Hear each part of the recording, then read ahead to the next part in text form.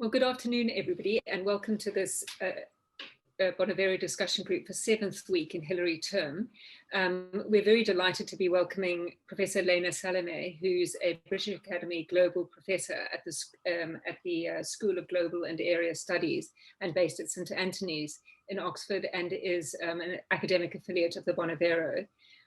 Professor Salome is a lawyer and historian specializing in critical theory, and today she's going to be talking to her paper on Religion is Secularized Tradition, Jewish and Muslim Circumcisions in Germany. Welcome, Lena. It's great to have you here. And we're also delighted to have Professor John Bowers, who's the principal of Brasenose College and a barrister and expert in labor and discrimination law, to respond to Lena. So without further ado, I'm going to hand over to Lena. Just one thing I should say is there's a Q&A button in the right-hand corner. Please do remember to ask questions if you'd like. Thank you. Okay, great, thank you for the introduction. Can you see my screen? Just the PowerPoint presentation, great. So thank you to Kate and Gayatri and the Bonavero team for organizing today's talk. I'm very much looking forward to the discussion. Before I dive into the talk, I want to mention that my presentation today is based on a forthcoming article that is in turn part of a broader research agenda. I've been engaged for many years in teaching and writing about law and secularism from critical and decolonial perspectives. Since I suspect that some of the theoretically dense materials I'm presenting today will be new to many of you, I just wanted you to all know that I've written additional explanatory articles and chapters, and on the screen is a list of some of my recent and forthcoming pieces, all of which is already is on or will be posted soon on my academia.edu website. So in my talk today, I will explain how modern states secularize traditions by constraining them within the category of religion. A tradition is a changing and multivocal array of ideas and practices shared by groups over time. It is a transhistorical category. As the outline on the slide indicates, I hope to provide a literature review, introduce the theoretical models that my co-author Shai Levi and I designed, show how the models apply to a recent circumcision controversy in Germany, and then briefly refer to a longer historical process. Obviously, the article, which is available on the Oxford Journal of Legal Studies website, explains all these points in more detail. I hope to just provide you an overview and then answer some clarification questions during the Q&A. So let me begin then with this brief overview of critical secularism studies. Critical secularism studies is a school of critical theory that scrutinizes secular ideologies' potentially discriminatory and oppressive implications. A primary figure in this school is Talal Asad, whose book, Genealogies of Religion, inspired numerous critical studies of secularism and religion. A basic premise of critical secularism studies is that secularism combines Protestant Christian ideas and emerging interests of the modern nation state. Consequently, secularism is not a neutral or universalist ideology because its historical beginnings in the Protestant Christian tradition shaped its approach to this thing we now call religion. Shaped, however, does not mean determines. Critical secularism studies, in my reading of it, does not presume that secularism is essentially Christian. Rather, secularism, despite its local and historical variations, is an ideology, an array of practices that may be analyzed for general patterns that are more consistent with Christian traditions than with non-Christian traditions. Because of my specialization in the Jewish and Islamic traditions, I focus on them, but many of the observations apply to other non-Christian traditions. There's much more that can be explained about critical secularism studies, but in the interest of time, I just want to emphasize a key contribution of this school of critical theory to research in law and religion. In general, law and religion scholarship presumes that secularism separates religion from state governance. Hence, much of the scholarship in the field of law and religion examines presumed conflicts between states and religious groups. In contrast, critical secularism studies demonstrates both the impossibility of disentangling religion from state governance and, more importantly, the role of state governance in shaping religion. Accordingly, secular states cannot be classified as basically Christian or totally non-religious. Instead, secular states are involved in fashioning the notion of religion. More specifically, the question of how secular law should or should not define religion has animated much law and religion scholarship. Some scholars have suggested that it is impossible for law to define religion. Other scholars propose that an explicit or comprehensive legal definition of religion is unnecessary. Many scholars have noted that Western secular states define religion according to Protestant Christian assumptions. In comparison, critical secularism studies emphasizes that the ideology of secularism defines religion. So I want to underline here that my engagement with critical secularism theory does not come from jumping on a critical theory bandwagon.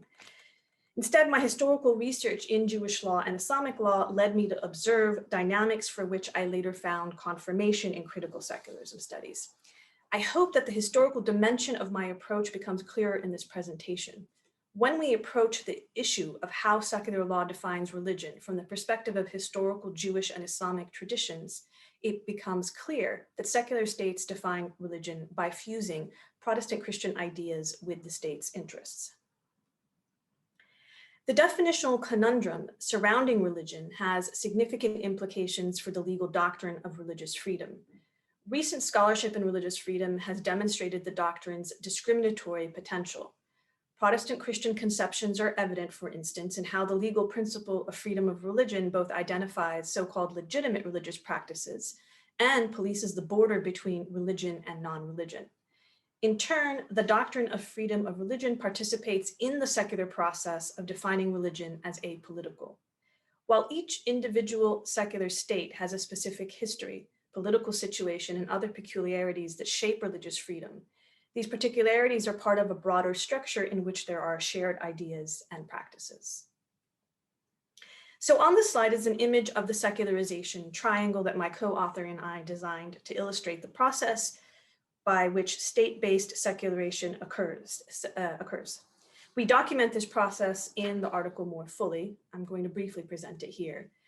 States secularize traditions by defining them as religions and introducing them into legal discourse and state regulation through three dimensions that are simultaneously related and conflicting: religiosity, religious law, and religious groups. Based on our studies of multiple jurisdictions, my co-author and I identified how secular legal reasoning defines each of the angles in the secularization triangle. So religiosity is individual belief, private right, and autonomous choice. Religious law is a divinely ordained legal code, and religious groups are basically public threats. In the article, we explain how each of these notions appears in a wide array of religious freedom cases with a particular focus on the European Court of Human Rights. I'm going to focus here on elaborating the secularization triangle in the specific case study of circumcision in Germany. The second model that my co-author and I present in the article is the trilateral relationship as depicted on the slide. In many situations in Europe, there is a three-way relationship between a post-Christian secular state and both its Jewish and Muslim minorities. So we present two interrelated arguments about this trilateral relationship. First, states modify historical Christian criticisms of Judaism in their construction of religion. Accordingly, some contemporary secular legal reasoning modifies historical Christian polemics against Judaism. Secondly, and relatedly, states evaluate Islamic practices by comparing them to Jewish practices. We have a third argument that we did not develop fully in the article, but it's present in a different piece. And that argument is that the state's secularization process, depicted in both the secularization triangle and the trilateral relationship, has different consequences for Jews as compared to Muslims. With this theoretical framework in mind, I want to shift now to our case study. On the 26th of June, 2012, a German district court in Cologne ruled that circumcising young boys causes grievous bodily harm. The case centered on a 4-year-old Muslim boy who experienced medical complications after his parents had him circumcised by a doctor. 2 days after the procedure, the incision started bleeding and their mother and son went to the emergency room. Based on the complaint of the attending ER physician, the public prosecutor charged the doctor who performed the circumcision with battery. While the trial court did not find the physician guilty, on appeal, the Cologne District Court concluded that circumcision of infants is battery with a dangerous instrument. The district court declared that, quote, the right of the parents to raise their child in their religious faith does not take precedence over the right of the child to bodily integrity and self-determination, end quote. This decision left Muslim and Jewish parents under suspicion of causing bodily harm to their sons. The district court's ruling provoked strong objections across political party lines and in the international arena. Muslim and Jewish groups protested the decision vehemently. Appealing the decision, however, was not possible because the court had acquitted the physician for ignorance of the law. And it was clear that the legislator had to intervene, but it was unclear how. Within 6 months, the German parliament passed a law that allowed circumcision for non-medical purposes. It permitted non-medical experts to perform circumcision up to the age of 6 months, but required medical professionals to perform the procedure after that age. Although the legislation was framed in general terms, it created de facto a significant disparity between Jews and Muslims.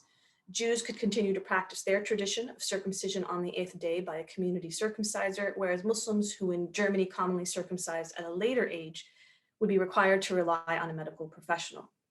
While opponents of circumcision claim that it is not medically necessary, the court did not address medical debates about circumcision.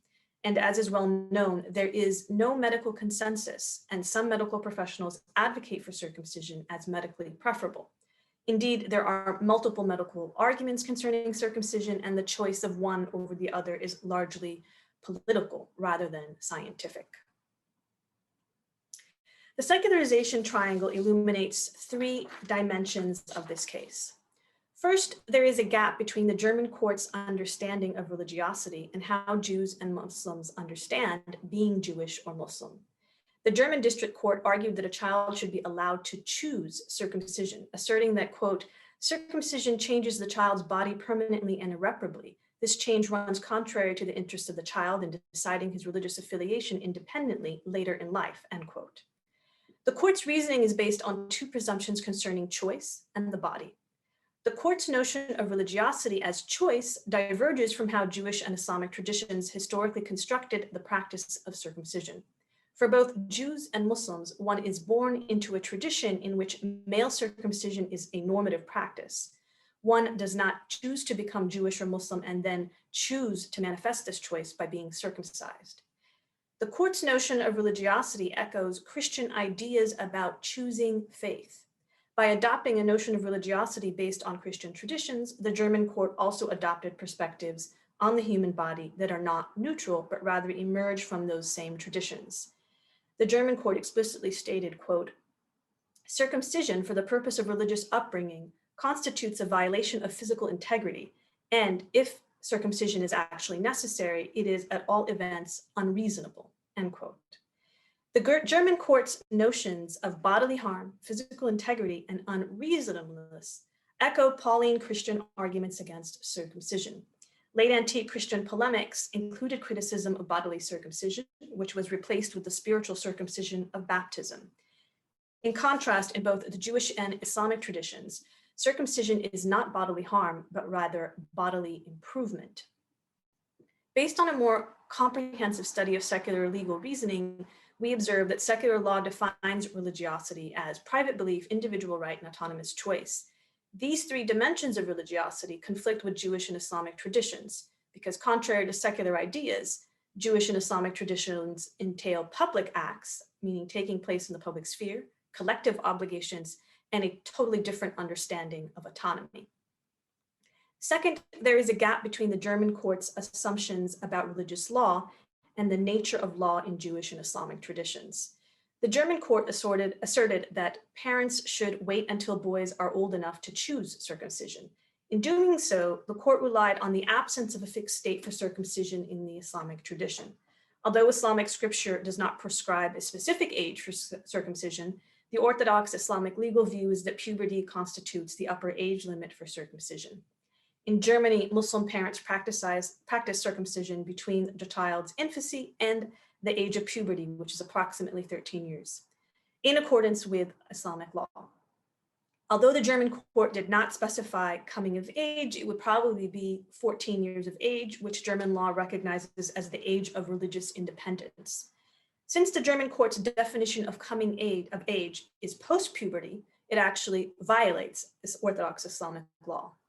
That law is not codified and it appears in legal texts rather than scripture. So because Islamic law is internally plural with multiple sources, multiple perspectives, the German court effectively viewed male circumcision in the Islamic tradition as not really law. The German parliament passed a law permitting circumcision within the first 6 months of a baby's birth without medical intervention. The German legislature and ethics council formally justifies the distinction of 6 months based on the lower sensation of pain and the lower medical risks for circumcision at an early age. However, 6 months is an arbitrary age to create a threshold for pain, and there is no medical research to support it. It is more likely that the German legislation catered to Jewish practices of fixed circumcision timing, thereby giving less weight to Muslim practices. German legal actors probably perceived Jewish timing of circumcision as legal and binding because it occurs on a clearly stipulated day in conformity with Leviticus 12, verse 3. On the 8th day, the flesh of the foreskin shall be circumcised. In addition, local and international pressures, as well as potential accusations of anti-Semitism, probably influenced the legislation. When states evaluate Islamic law, they often do so by comparing it to Jewish law. In the case of circumcision, this comparison contributes to viewing Islamic circumcision practices as customary rather than binding, and consequently as non-legal. Accordingly, the Jewish timing of circumcision was taken as uncontested and unquestionable, while Muslim traditions did not receive similar respect. State law both constructs and enforces a distinction between binding religious law that the state affords legal protections and customs that the state denies legal protections. So for example, some secular courts have declared that animal slaughter on Muslim holidays is merely a custom and not an obligation. Similarly, some legal commentators have argued that the wearing of face veils is merely a custom and not obligatory. Secular law's demand for positive law in the form of a divinely ordained legal code is far from neutral. The secular state's imposition of religious law results from the synthesis of certain Christian ideas and the state's interest in legal certainty. Just as in late antiquity, various Christian figures differentiated between biblical law and rabbinic law, the state differentiates between positive law and custom. Analogously, the state discriminates against traditions whose oral law, local diversity, customs, and heterodox practices do not fit within the state's demand for a legal code. Third, there is a gap between the German court's perception of religious groups and the self-understanding of these groups. We proposed that legal and public opposition to circumcision is related to stereotypes of religious group violence, generally, and to a perceived threat of Muslims specifically. Many opponents of circumcision portray it as a violent act against a defenseless child at the mercy of his parents and religious community. The case that was brought to the German court concerned a Muslim doctor's circumcision of a Muslim boy at the behest of his Muslim parents. If the case were of a Jewish doctor's circumcision of a Jewish boy at the behest of his Jewish parents, the court would likely have decided the case differently. Relatedly, it is probable that the history of Nazi genocide of Jews motivated the German parliament to pass legislation permitting circumcision. We suggest that the legislative distinction made between circumcisions during and after the first 6 months of a boy's life is not a medical or ethical matter, but rather a limitation on the minority group, that is Muslims, that the German state views as a threat to public order. The specific practice of circumcision illuminates why Jewish and Muslim are not analogous categories. Rabbinic traditions on circumcision interpret the blood of circumcision as marking the entrance of a Jew into the covenant between God and the Israelites. In contradistinction, Islamic traditions interpret circumcision as a practice that is necessary for bodily cleanliness. Consequently, the role of circumcision in Jewish versus Muslim communal belonging is not equivalent. While the secularization triangle demonstrates how secularism imposes limiting notions of religiosity, religious law, and religious group, the trilateral relationship between the secular state, Jewish groups, and Muslim groups illustrates a dynamic of comparison. The trilateral relationship emphasizes two aspects to this case. First, German law uses modified forms of historical Christian polemics against Jewish circumcision in evaluating the practices of both Jews and Muslims. And second, German law evaluates Muslim circumcision in relation to Jewish circumcision. This recent controversy surrounding circumcision is not the German state's first encounter with circumcision. In the 19th century, circumcision divided the German Jewish community and resulted in the formation of a separate Orthodox congregation. This historical process was described by Liora Batnitsky as the transformation of Judaism into a religion in the shape of Christianity. In response to the state's definition of religion as religiosity, religious law, and religious group, German Muslims, like their Jewish predecessors, defended circumcision in the state's terms. So, for example, a physician and Muslim community leader in Germany publicly argued against German popular assumptions that Muslim circumcision is non-compulsory. In doing so, he proposed that Muslim circumcision is obligatory and divinely ordained, mimicking the state's expectations and disregarding aspects of the Islamic tradition that are contrary. If we understand German Muslim responses to the circumcision controversy as part of a secularization process, then one consequence of this process is erasing the reality that Muslim circumcision was historically not a universally obligatory practice. Underlying contemporary debates is a story about circumcision as a Jewish ritual that Christians abrogated and Muslims adopted. In this modern linear construction, Jewish circumcision is the precedent and standard for Muslim circumcision. However, this simplified framing misconstrues the horizontality of historical circumcision practices and the haphazardness of circumcision in the Islamic tradition.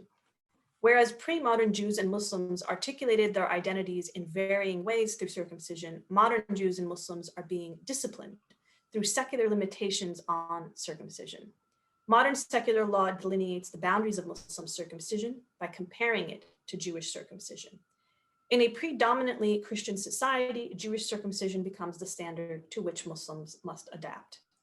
Historical investigations reveal that Jewish and Islamic traditions cannot be bound within the limiting notions of religiosity, religious law, and religious group. Jewish and Islamic traditions do not fit into the secularization triangle. States secularized traditions through law, including the doctrine of religious freedom. And in doing so, states shape how minorities both conceptualize and practice their own traditions. Thank you.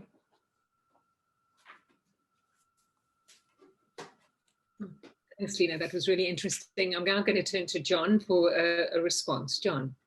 Yes, well, thank you very much. I'd like to organise my response around 4 questions to Lena, but I wanted first to congratulate you on what is a very stimulating article, I think especially around the secularization triangle. So the first question that I want to ask you, you talk about the Christian view of circumcision as an autonomous choice, whereas the Jewish and Muslim tradition is that you're born into a tradition, and that forces us to consider whether the modern states, as you put it, secularized traditions by converting them into religions. I just wondered to what extent, particularly because you use the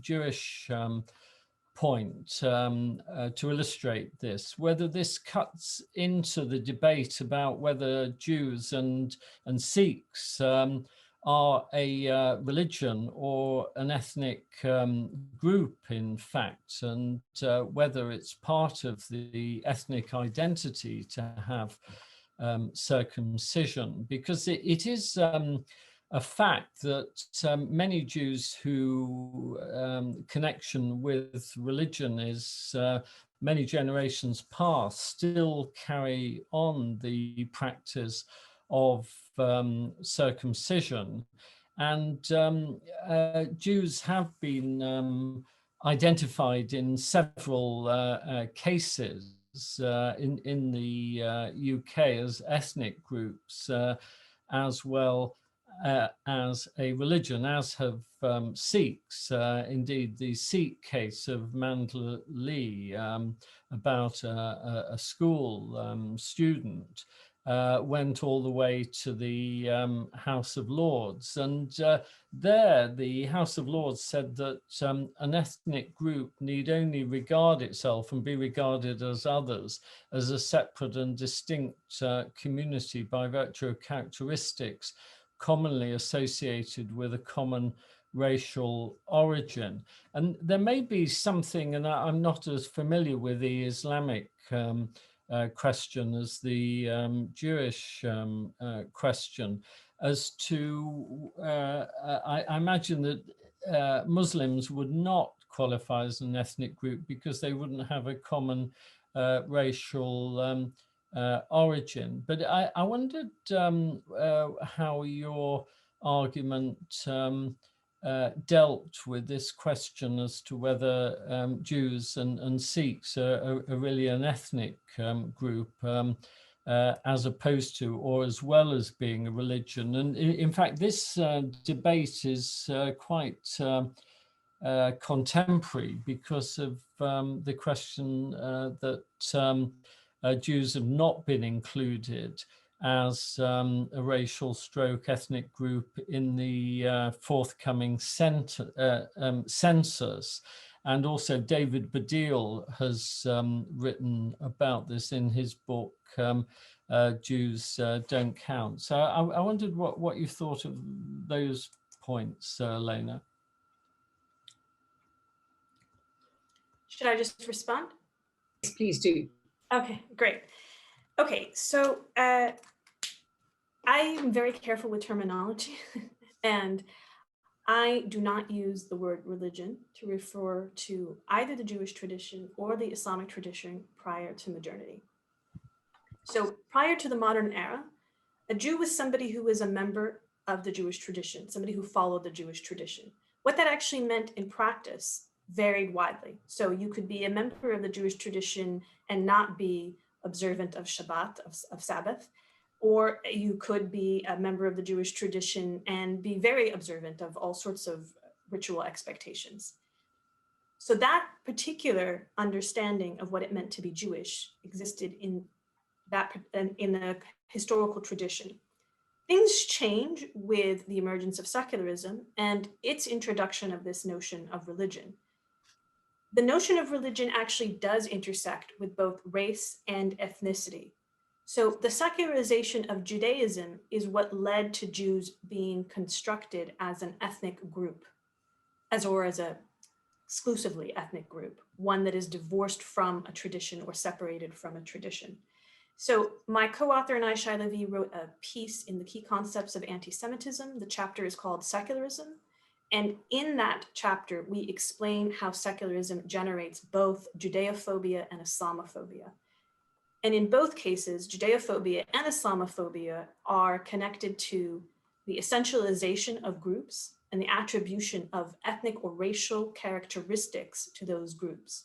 So even though, as you point out, Muslims are not a race, part of what happens with Islamophobia is that they become racialized by the discourse of Islamophobia, just as the discourse of anti-Semitism racialized Jews, and more broadly, the discourse of Judeophobia ethnicizes Jews, so too does the secularization of Muslims turn into a form of Islamophobia.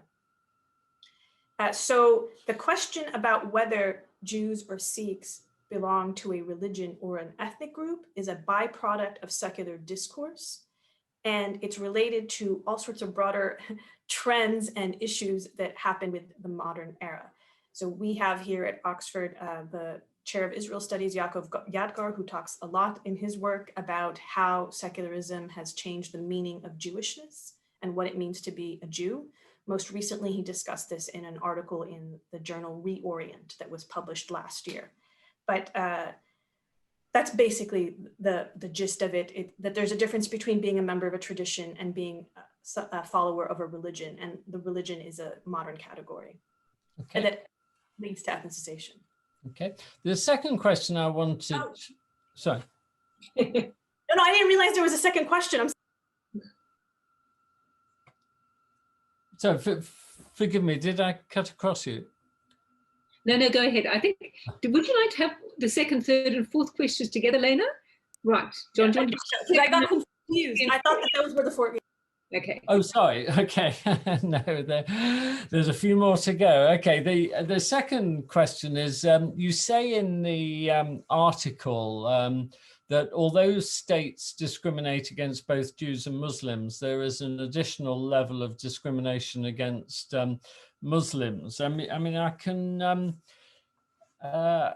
see that there's a great deal of Islamophobia around, and this may be different in different states. And I can see about face coverings and in relation to circumcision with the 6 months cutoff in Germany. But I wondered what else you were thinking of there. So that was question 2.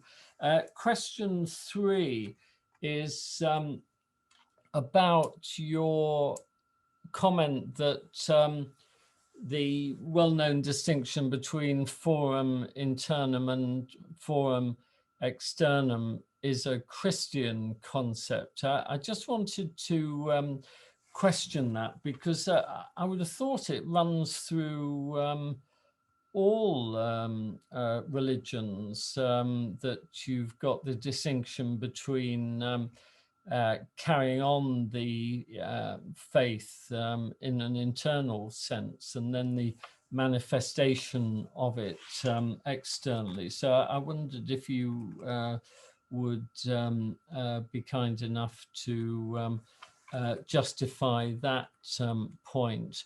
And then the fourth point was in relation to your argument that religion itself, and I quote, is not a trans-historical phenomenon, but rather a modern category that is produced by secularism. I wondered how you distinguished, as the law does, between religion on the one hand and simply beliefs on the other, both of which, of course, are protected both at the UK level and the European Court of Human Rights. Thank you. Just a clarification question on the last question, how I would account for beliefs being protected, or a specific kind of beliefs? Well, where you're drawing your article, I mean, forgive me if I've got this wrong, it says that secularism effectively defines religion. And I wondered how you dealt with what seems to be a sort of vague borderline between religion on the one hand and belief on the other, which I accept the courts haven't very clearly defined. Whether you say that secularism effectively defines non-religious beliefs as well.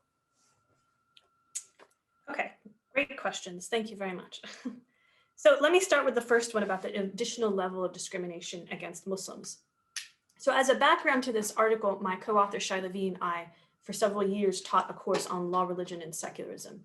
And this article was supposed to be a chapter in a book. That's unfortunately not going to happen, but every chapter would deal with a particular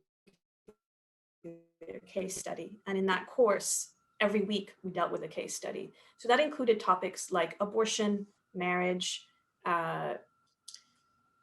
ritual animal slaughter, obviously circumcision, a variety of headscarves, a variety of sort of issues where you see secular states conflicting with religious groups. And we did the same kind of historical and theoretical analysis on each one of those case studies, which is how we built the secularization triangle. And from doing that, what we saw is that the reason why there's an additional level of discrimination against Muslims as compared to Jews is because Islamic law is less compatible with the concept of religious law than Jewish law is. This has to do with a variety of historical conditions, because Islamic law is a much larger and a much more pluralistic legal tradition than Jewish law is. Not that Jewish law is a univocal legal tradition, because it is not at all, but just that the multivocality in Jewish law is much narrower. And so there's more of a disconnect between those two categories, basically, between Islamic law versus religious law as compared to Jewish law versus religious law. That's one. And the other is that the issue of another angle of the secularization triangle, which is this issue about religious groups being public threats. Obviously, Muslims are now perceived, although with rising anti-Semitism, this is changing, but Muslims are still perceived as a greater public threat than Jews, in large part because of the nature of the violence that they are ascribed to having through these stereotypes. So the stereotypical accusation among anti-Semites is that Jews commit internal violence, whereas the stereotypical accusation of Muslims is that they commit external violence, meaning terrorism.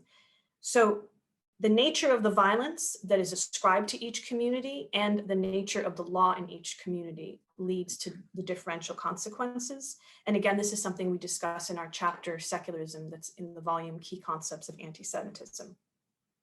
As for the forum internum, forum externum, this comes from the work of Peter Danchin and Saba Mahmoud, who wrote an article analyzing from a critical secularism perspective the problem of secular law basically recognizing religious freedom, but only so far as it is an internally expressed religious belief rather than a publicly expressed religious belief. And that distinction actually does not exist either in the Jewish tradition or in the Islamic tradition. That distinction really does have much more resonance in a Christian tradition.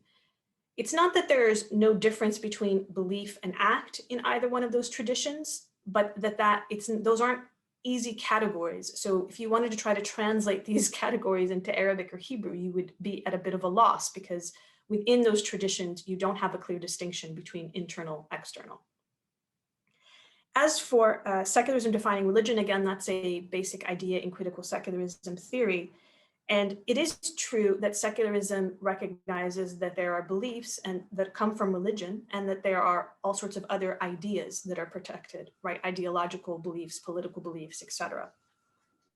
The key issue, though, is not how secular law recognizes a variety of beliefs, but rather how it defines what constitutes a religious belief versus a non-religious belief. So what you see happening in many jurisdictions now is that people claim, for example, or specifically Islamophobes will claim that Islam is not a religion, it's a political movement. So you see this also even with the rhetoric of Macron and what's going on in France is a kind of portrayal of Islam as not fitting into a secular legitimation definition of what a religion is, precisely because the Islamic tradition doesn't distinguish between public and private. And it doesn't fit into the mold of what Christian ideas of religion are. Yeah. I hope I answered it. Yeah, no, that's very interesting. In fact, just be permitted just to comment before you open it out, Kate, to the audience. I think, Lena, you may be over-emphasizing the unity of the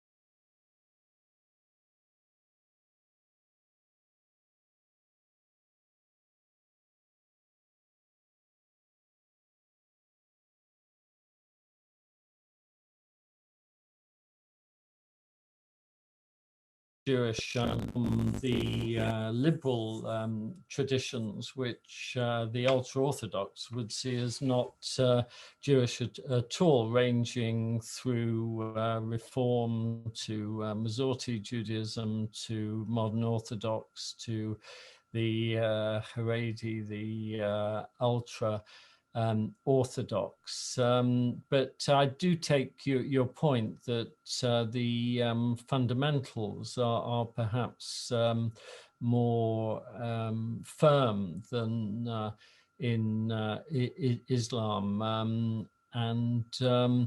I would, however, say that, I mean, you rightly say that the circumcision is normally on the 8th day in the Jewish tradition, but frequently the exception where it's medically unwise to do so is applied, but it is probably unusual that it's more than 6 months after birth, which, as you say, in the Islamic tradition it is. So congratulations on your article. I look forward to further works that you're doing. Thank you. Thank you, John. Thank you for your comments. Just to clarify, though, I wouldn't say that the Jewish legal tradition has more firm fundamentals, because that would suggest an essentialization. Instead, it's just that the pluriversality, the plurivocalness of the Jewish tradition is smaller just because the tradition is smaller, right? 1.6 billion Muslims versus 20 million plus Jews. It's in terms of the number of voices in the legal tradition, it's just totally different. Thank you. And I think that's been a really fascinating, thought-provoking presentation, and we're really grateful to you, Lena, for having come to present it, and John, to you for your really interesting questions to Lena. So thanks to everybody for attending, and just a reminder that we will be having later in the week, now I just can't actually just checking as to when it is, later in the week we're going to have a book launch, or at least a research launch of work done on Section 54 of the Modern Slavery Act, if people would like to attend that. And next Tuesday in the Bonavero discussion group, we have got a discussion on the relationship between international law and domestic courts, and that will be at the same time, and it will be presented by Raffaella Kunz from the Max Planck Institute in Germany. So thanks very much to everybody for attending. Thanks again to Lena and to John, and meanwhile everybody keep well and keep safe. I'm sorry we can't all continue debating these really difficult questions over a cup of tea, but hopefully that may be possible again before too long. Thanks very much. Bye. Thank you.